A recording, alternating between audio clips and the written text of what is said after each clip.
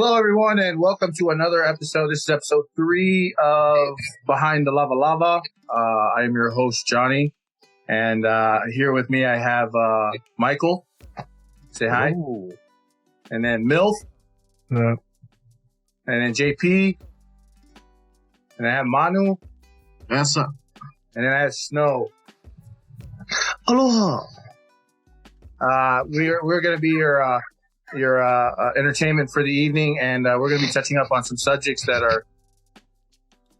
I remember our first episodes were a little heavy, so we're going to go a little light today. We're going to talk about fatherhood in the Samoan community, friends,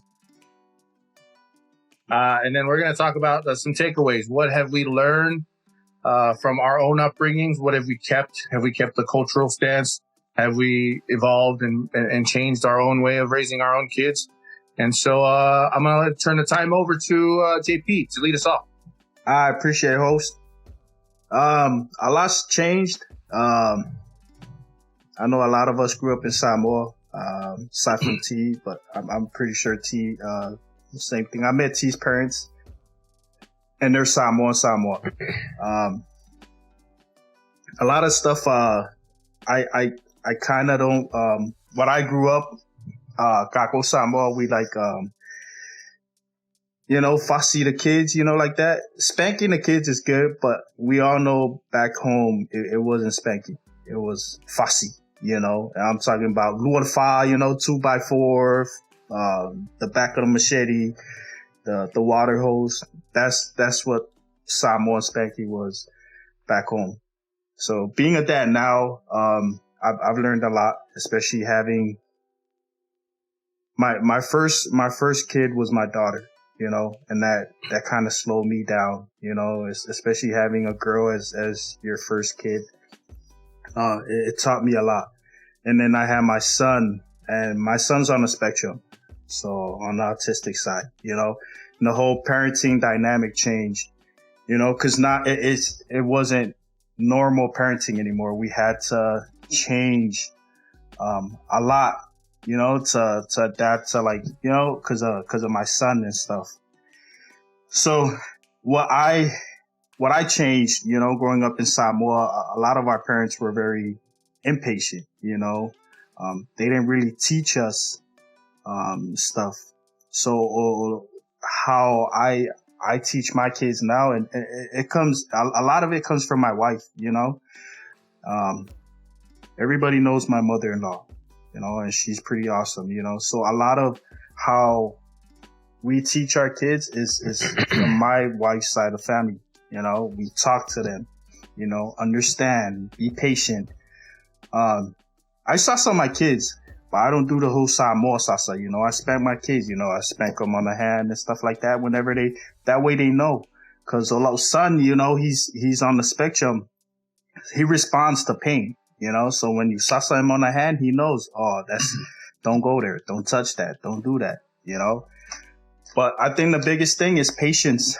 A lot of Samoan parents, they didn't have patience. They didn't have that, they didn't teach you, it was just more of demanding, do this, do that, or if you don't do this, I'll Sasa you, So that's how I grew up in, that's how I grew up. And I've seen that my neighbors, my families and stuff like that, there was never a teaching moment.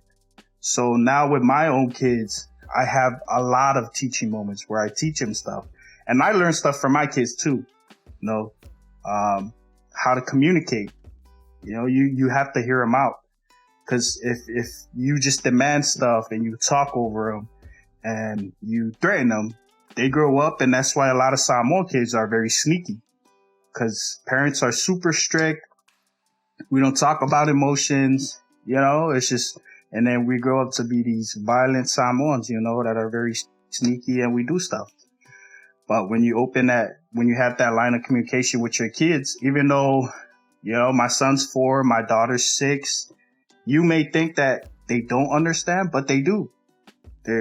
These little kids are sponges, they soak up all this information and they learn a lot from like you and mom, so whatever you do, how you act, how you talk, they take that in and you're essentially molding this little person, you know, trying to do your best to hopefully be better than you, or, you know, take all the good stuff, not the bad stuff, you know, because we all have our moments. Every now and then we'll get mad, get impatient, you know, yell, but that's just life. But what we aim to do is we try to make them the best versions of ourselves.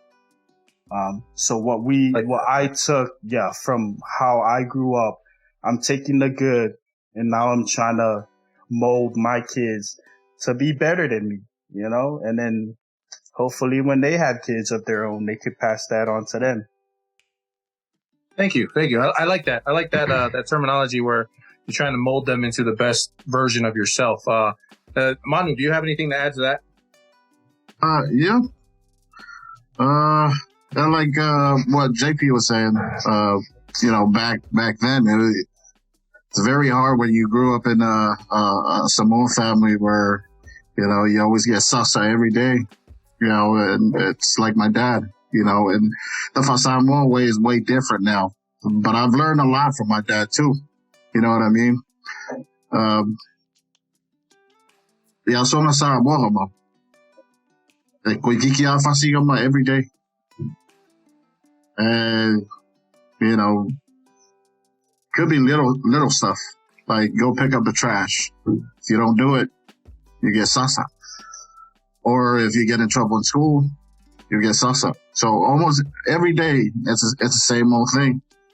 But, you know, I've learned a lot from it, not to do the bad things or any negative things from it.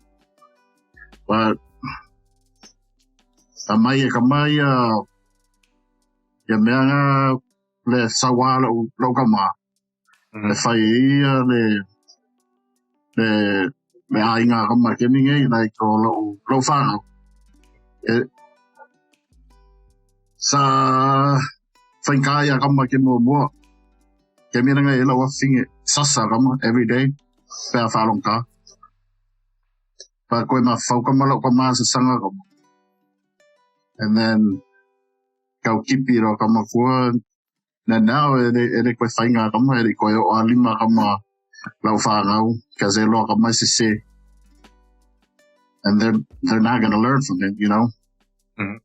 Yeah, and I think in Samoa that was pretty normal, you know. It was for neighbors, like some of my neighbors when they saw their kids and stuff, that was normal in the Samoan household, you know. But now coming to America, looking back at it, it was pretty abusive, you know. Left some pretty bad scars and stuff. Yeah, they said it's love.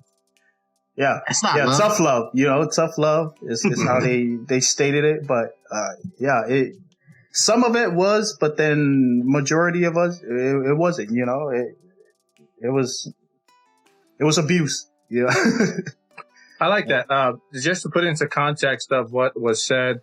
From Manu's side for our non-Samoan speaking members. It had a lot to do with getting hit every day, more or less out of anger and out of impatience. And he was constantly, essentially he was hit almost every day. And then at first, initially, when he was raising his daughter, that was how he did it. How he was raising her. And then eventually he came to a conclusion that this isn't the right way to do it, and then changed his ways.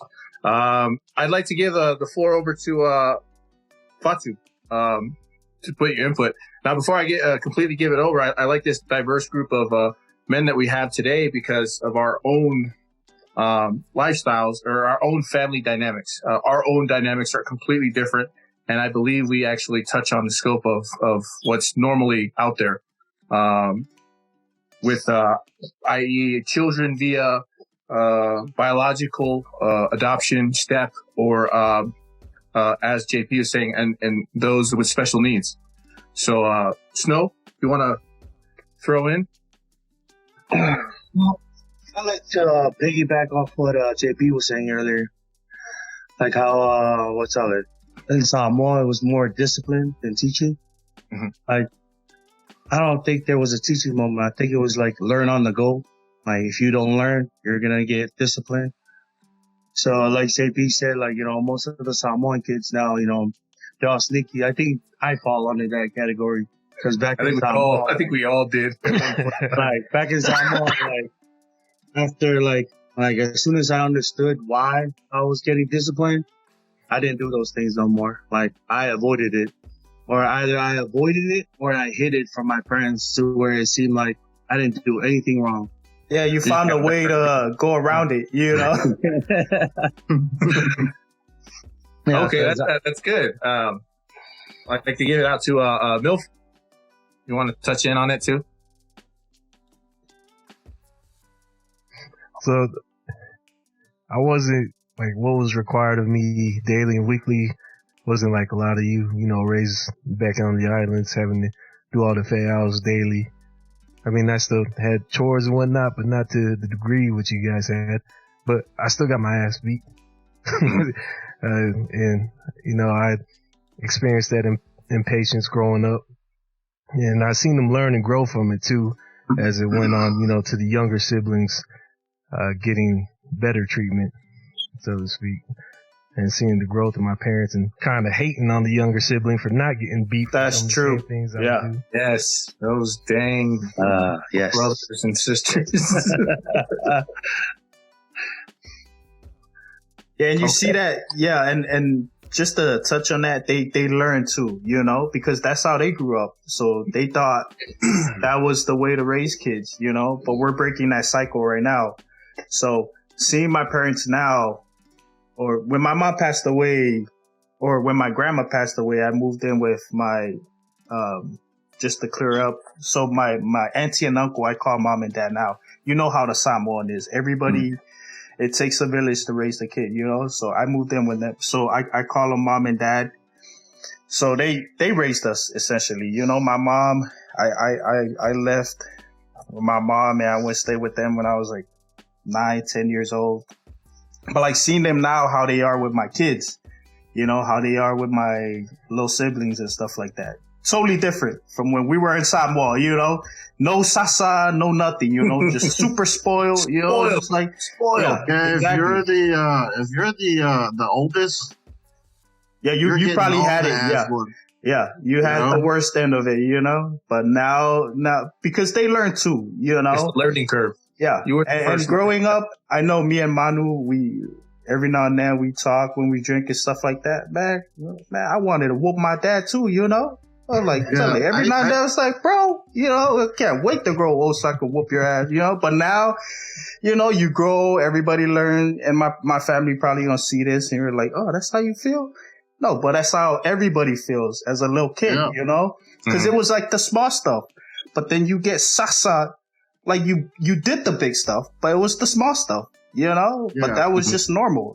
That's how they reacted. You do something small and you mess up, you get Sasa.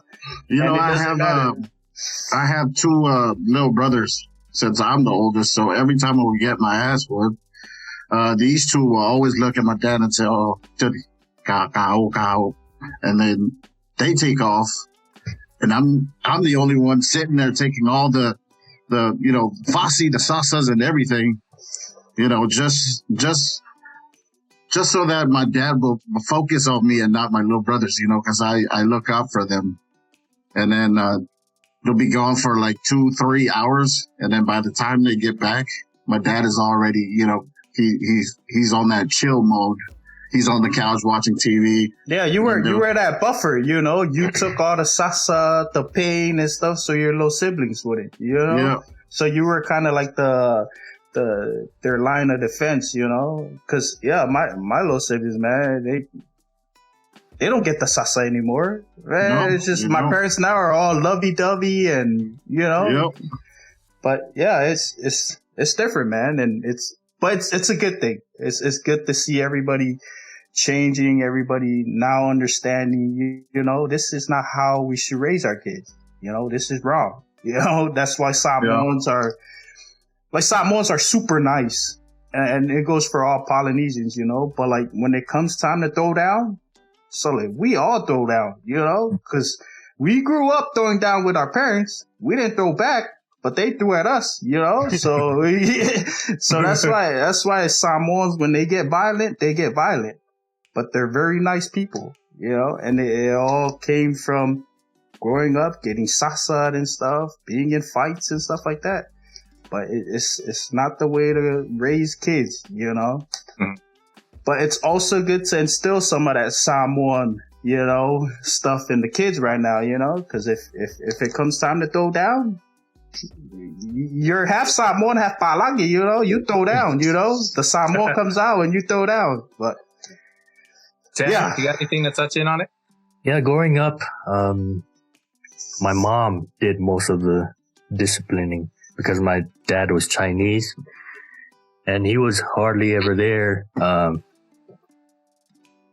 teaching us. So when he did discipline us, it was in Chinese style, but my mom would spank us. Not kung fu, right? No. A little bit, but my mom, she was hardcore, spanking us. I've been chased in the rain, downpoured, with a belt. She chased me across the village just to whoop me. And I was around, I would call it violence. It's basically violence around my neighbors that I've seen this. I've seen, my friends have you seen someone survive a coconut to the head? I think it's very traumatic, you know, you see people from your village being whooped by 2x4s, anything that the parents can grab, they would throw. It didn't matter if they hit them in the head or anything, but I think, this sasaing, this discipline, the Samoan way, it can get, too much. Yeah, it get pretty ugly real quick. Yeah, and it's all based on emotion and you know, all of us, we become parents. We don't know what to do because we're not taught how to raise our kids properly, right? Mm-hmm. So every culture disciplining is different. The way Samoans, you know, discipline are not the way people in different cultures, they see it differently. And I try not to incorporate this in when I discipline my kids, but it's difficult to draw the line.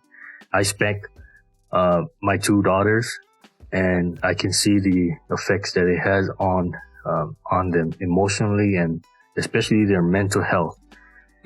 Just me scolding them, you could see that they get scared when I raise my voice at them, you know. And I tried not to spank them, but eventually I do because I don't know any other methods of disciplining my kids, right? We're not taught this. So I am against the Samoan way of disciplining, but there is a fine line between violence and spanking, right? Yes. Yeah, now we teach them with love, but not fear. Because I think Samoa way was mostly fear. And we weren't really allowed to, like, they didn't really say it, but we weren't really allowed to express our emotions, you know? So it was more just telling us what to do. And if we didn't do it, you know, we didn't love them, you know, and then we get Sasa for it, you know? So that's why a lot of Samoans, we bottle things. We bottle a lot of our emotions and stuff like that. And I think that goes back to what Tan said, and it affects like our mental state, you know. Now we're bottling emotions, getting Sasa all the time. Now it affects us mentally, and we have to break that cycle. And this is where it starts. It starts with us. And like you said, it affects our kids, you know, because like you may think they respect you, but it's different. If you raise them the Samoan way, it's more fear. They fear you, and you don't want your kids to fear you. They'll grow up, and then, you know, they'll hate you, you know. And that was me growing up, and my pops would, man, fussy the shit out of us, and I hated it, you know. I was like, bro, I can't wait, you know, You wait till you're 70 years old. Yeah, I was like, bro, you wait, bro. Soon as I turn 22, I'm gonna do something to you. Yeah, but then now you see it, you know, like how like they've evolved and they've changed because they're learning as well. You know, it doesn't matter how old you are. We're always learning something new every day. They're close to their 60s, I believe. If my parents see this, I don't want to offend them, but yeah, man. It's funny how they're learning. Don't hit my grandkids. Don't hit my grandbabies. Don't hit this. Exactly. You know. Yeah. But I've learned a lot from my wife's side of family. You know, my Palangi side of family, man. It's just. Yeah. That's why I was like, man, teaching them like the Palangi way. You know. You know, I've been a very obedient kid because of that fear. I don't believe it. Because of that fear. And now that I've, graduate high school, I've become a big rebel. You know. Oh. Yeah. I still love my parents, but there are some things, I do not listen to them. Right? Yeah. I like that. Yeah. I like that. I for myself, I was fortunate enough to where, even though I did get Sasa fashigo, like the regular. But my dad always used it as a teaching moment. So he always attached these long biblical parables and all the, like one of the things I remember he used to say all the time was, Akashi Karasa, when I say it one time, you come. When I call your name, you come here right now. Don't ask what, don't ask why, don't take your time, don't drag your feet. Once I say it, Kashiakala is out. And then, but there were a lot of things.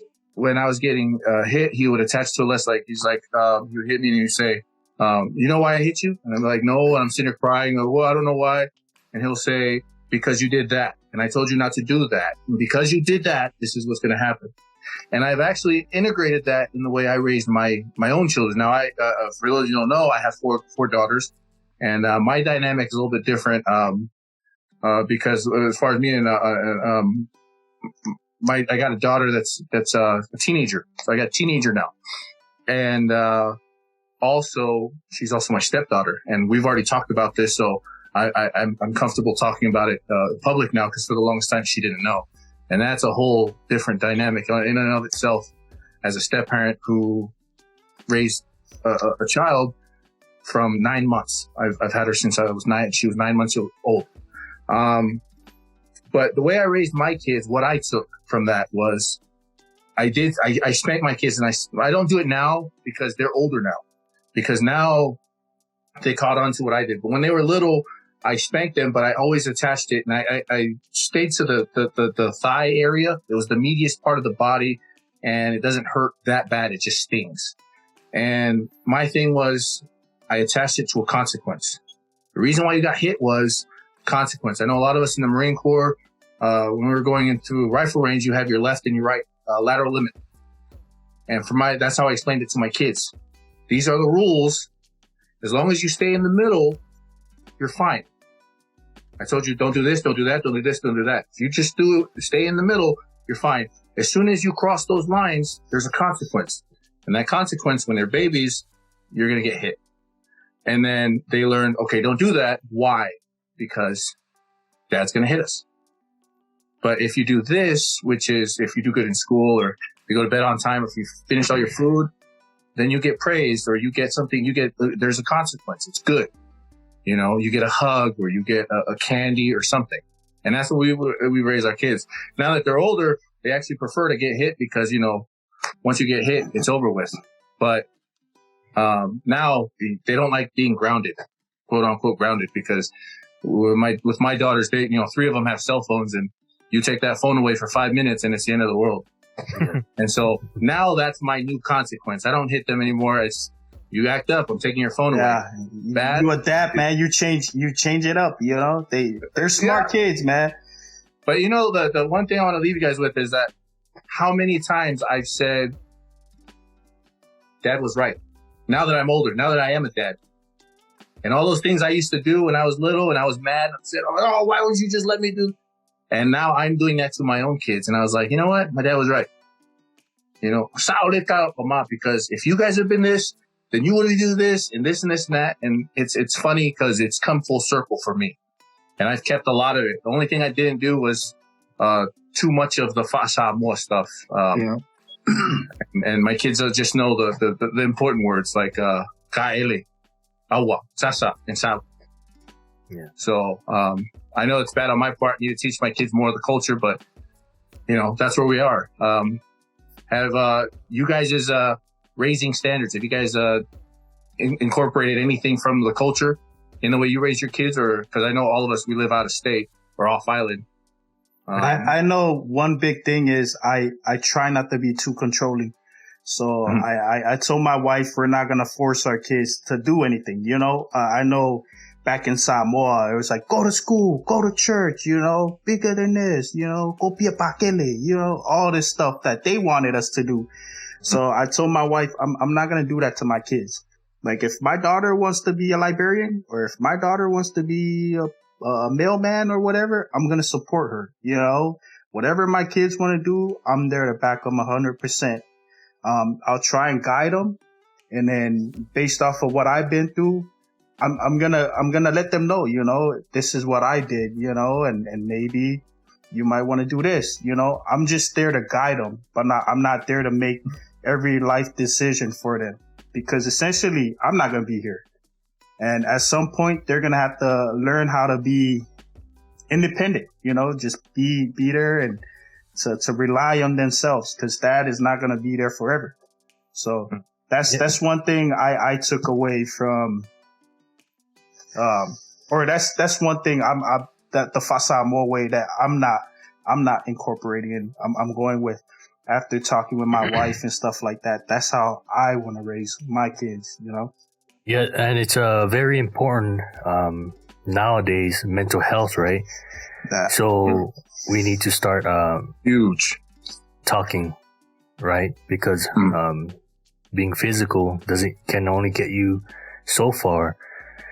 And with all these mental health problems, especially for our generation, being disciplined the way Samoans do, just bottling things up gets you nowhere, right? When that explodes, it's messy.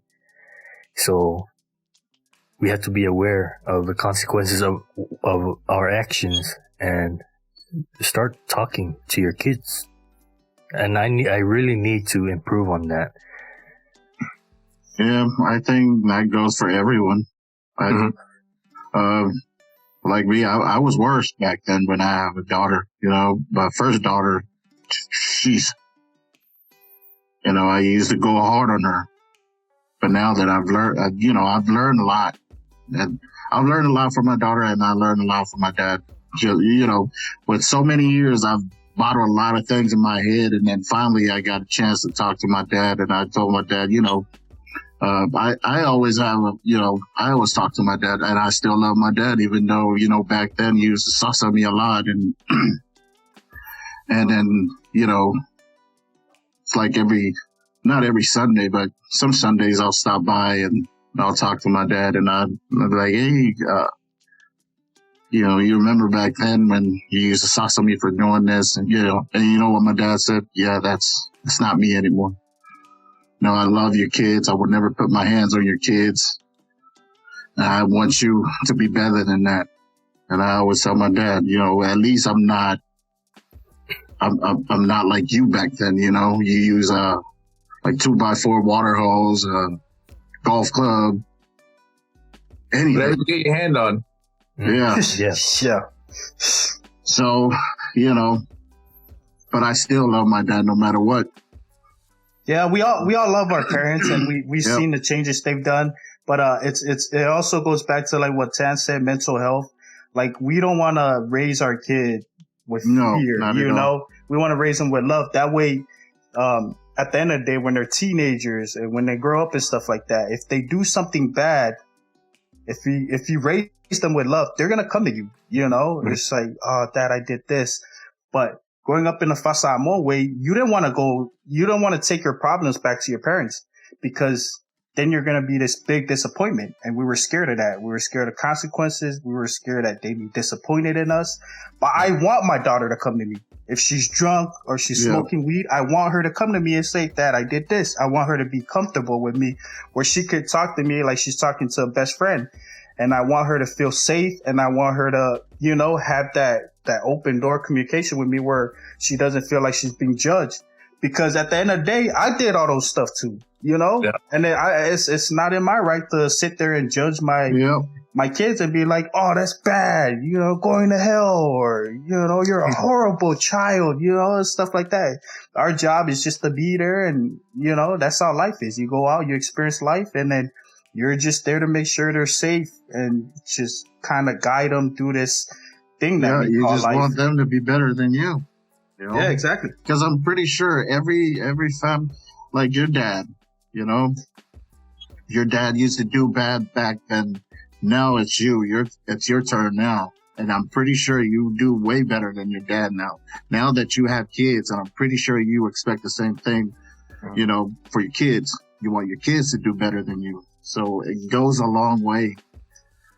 So, but like JP and Tan was saying, you know, with the Sasa and everything like that, you know, I try not to do it anymore. You know, of course I you know, sometimes I do slap you know, my daughter's leg or my son, but it's not like one of those, you know, where I punch or do anything stupid like that. I think we all got Sasa except for Fatu, because his dad was the Faifi out, so he never got Sasa.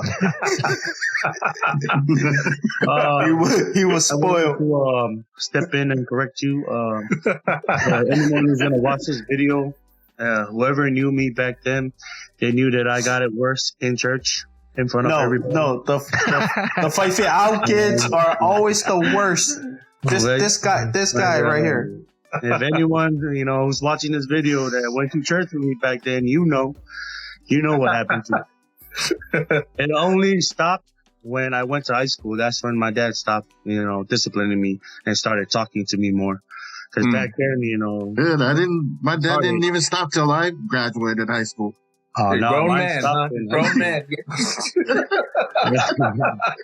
Mine stopped 12th grade. Freshman year. My parents stopped hitting me and started talking to me. Well, at freshman year, at that point, you look like a grown ass man. Look at your face right now. That's probably why they stopped. What are you talking about? We got a couple minutes left. My mid 20s. 1 minute. 1 minute. Yeah, we got a couple minutes left, so we're gonna leave to Milford. You got any closing remarks? So I got 2 kids. 2 out of 3 kids. 2 of my kids are diagnosed with autism, different phases or whatever you want to call it. But I believe everything I learned from my parents, good or bad, has given me the strength to like not tiptoe around these diagnoses and not, you know, leave it to a title to dictate how I'm going to raise them. It's me in my head. I'm not going to raise them like they're autistic. I'm going to adjust to their needs accordingly because, of course, but I'm not going to bow down and just like, oh, man, they need their handheld and everything. A little firm, huh? Yeah. A little bit of firm. I like that. Well, I appreciate you guys for all of the feedback, and please like and subscribe and leave us a message in the comments and let us know what another topic we should talk about.